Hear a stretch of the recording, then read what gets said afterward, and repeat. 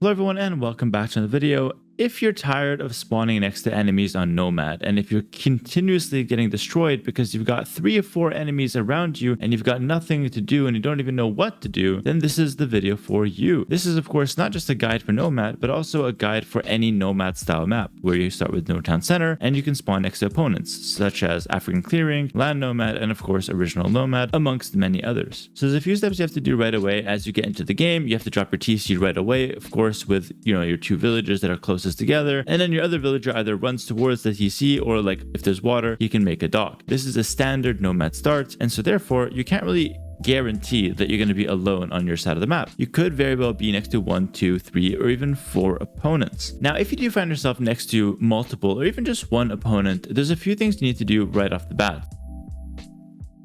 So in Dark Age, step number 1, before anything even happens, you have to try to secure the boars and the sheep next to your opponents. If you can take away their boar, or if there's a boar between you guys, take that one first. If you've got a back boar, leave it for later. Take the food that's closest to your opponent first, because if he takes that and he beats you to it, you're gonna only have the boar behind your base. That's it. And usually that's not enough. So you want to try to take the resources around your opponent, sheep, boar, deer, and try to pull that towards your town center. Obviously be reasonable. Don't send all your bills towards it right away. But all I'm saying is prioritize that food first, and then use the safe food, the food behind your base or close by. Leave that for later.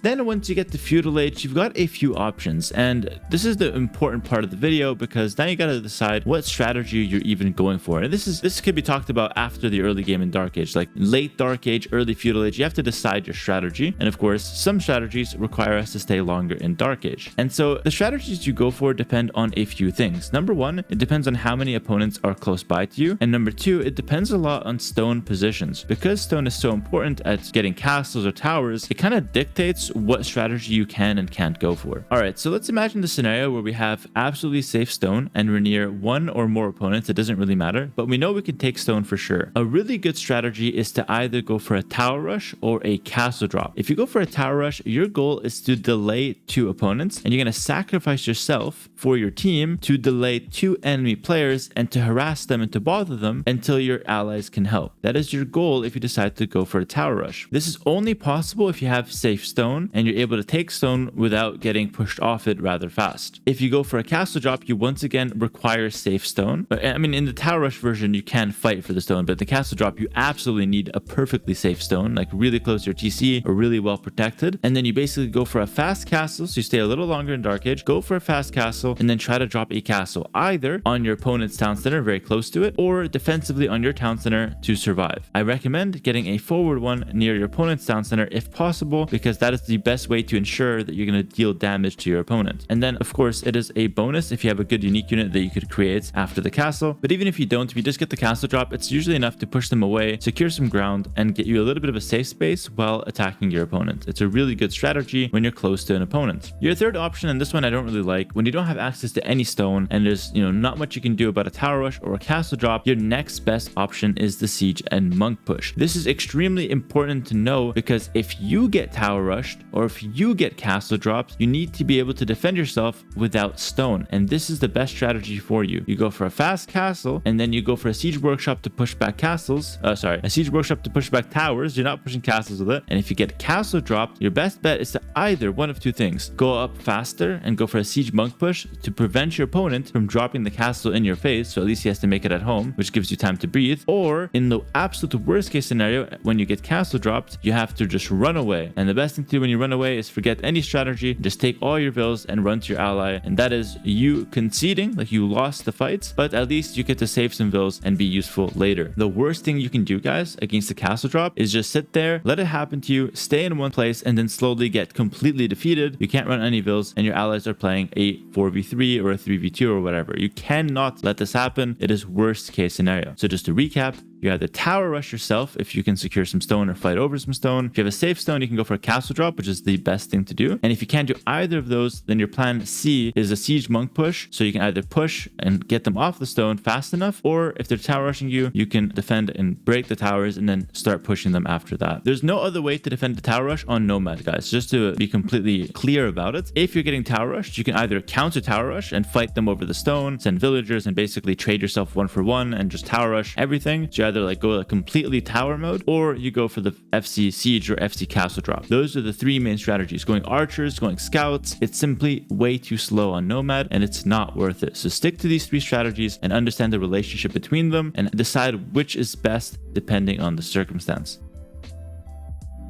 All right, the third thing you want to do here, after we've done the Dark Age spell, we've selected a really good strategy. The third thing is to call your allies for help. If it's not a 1v1, there's more players on the field, tell your allies, hey, I'm going to castle drop this guy. There's going to be massive damage going to happen for sure. Either I'm going to take damage or he's going to take damage. Bring some army when you can, or at least let them be aware of it. Let them be aware that you're going to go for this high intensity, highly volatile strategy so that they can at least understand what's going on around the map. If they ever get army later, or if they get a timing like fast imp, they can come and clear someone out and get a significant advantage for your team. Calling allies to help is essential, especially if things start going bad for you. And if things start going bad, remember the plan is to run. So if you run away and your allies know that you might run away, they can at least, see your bills coming and then defend you with some army so you don't get defeated. Again, the number one goal here is to not get defeated. If we die and, worst case scenario, we run some vills away and we lost the castle war, whatever the case may be in this situation, at least give your allies a chance to carry. Don't flame, don't complain, oh man, I watched Hera's video and I still lost. This game is over, let's resign. Don't be that guy. Run back, reboom, give your allies a chance to carry, and then later on when they're strong, you can start asking them for resources and get yourself back in the game. There's countless times you can win by getting yourself back in the game. Stop being the guy who resigns early because he didn't have a good game. Don't be the guy that complains in the chats. I need to make a full video about this. I see you guys. I understand how the team game lobby works. I see you guys complaining and resigning early. I need to make a whole video about this so you guys can stop doing that. Don't be that guy. It is a turnoff and it's a terrible thing to just ruin the game for all other players involved. All right, but all that to say, call your allies for help. They can either help if things go wrong or they can help do damage if things go well for you. So in both cases, your allies need to know that things will go down here.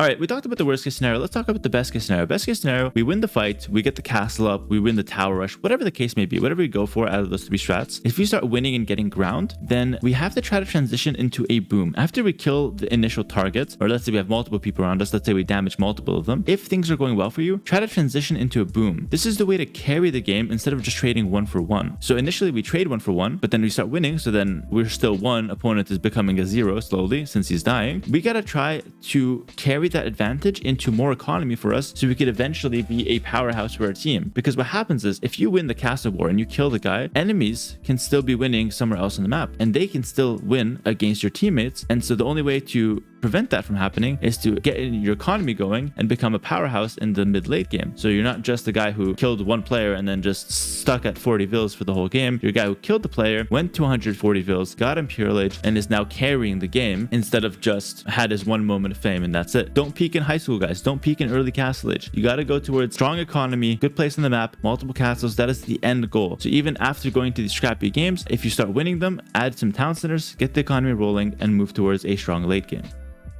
That pretty much covers most things about spawning next to enemies on Nomad. But I've got one last thing that I need to talk about, despite the fact that I hate talking about this, because it's really an annoying strategy. And basically, it's the Douched strategy. And it's super popular, especially in high elo Nomad, where you spawn next to someone and you're spawning next to multiple people sometimes. And instead of going for tower rush, castle drop, or siege monk push, you go for a town center drop, a douche. You delete your town center, make it near someone else. And that is the definition of trading 1 for 1. So you know it's a bad spot. You just trade 1 for 1 and you basically hope your teammates can carry because you took yourself out of the game. I hate this approach. I don't recommend that at all. I think it's bad. And I think the only time you do it is if you're Persians, and then it's fine then because you trade 1 for 1, but you actually kill someone's TC, has to relocate, you cause some chaos, then it's fair. But otherwise, I feel like it's kind of bad. Now, what do you do if you get douched? This is what you do. First of all, it's the most unfun scenario, I think, but the best response to it is this. If there are anyone but Persians or maybe like Teutons or Byzantines that get a bonus with their town center, if to anyone else, just fight it. Take wood, garrison your TC with only 10 vills, not more, because more doesn't shoot more arrows. So 10 vills into the TC, the rest chop wood, stay in Dark Age, make vills, kill their TC. You're going to win the douche. If they delete the TC and walk towards you and remake it, they're investing more than you. So as long as they're not Persians, you can, or like the other civs, you can easily win the town center fight. So that's what you should do. Stay in Dark Age, win the town center fight, win the repair war. They're going to run out of wood. You're going to win it, kill their TC, and then carry on with life. If they are Persians, or in the scenario where you're already halfway up to feudal and then they town center drop you, let's say you want to go for tower rush, they town center drop you and you're halfway up to feudal. It's a pretty bad case scenario. Basically, basically in this case, you cannot really fight it because you're committed to feudal age. You have like 5 or so less vills, let's say. So in this case, what you should do is let the town center die and relocate somewhere else and play from there. And obviously, if they're Persians, you cannot fight it. They have WHP. So let the town center die and rebuild it and go from there. Do not, under any circumstance, repair your town center for more than just a few seconds if you're not 100% committed to fighting the douche. Don't repair your town center. Let it die. Only repair it if you're like 5% from feudal and you just need a little bit to keep it alive. Okay, repair it a little bit. But don't sit there repairing your town center because it costs so much to repair the town center. Unless you're fighting the douche, just let it die. And then once it dies, build it somewhere else and proceed. Do not repair and do this half-assed douche defense. That is how you lose to a douche. Alright guys, that basically covers it as far as a guide to spawning next to enemies on Nomad. Let me know if this was helpful at all. Make sure to like, comment, and subscribe if this helped you. And yeah, give me some feedback in the comments as to what videos you want to see next as far as guides go. Thanks so much for watching, and I'll see you guys next time. Peace.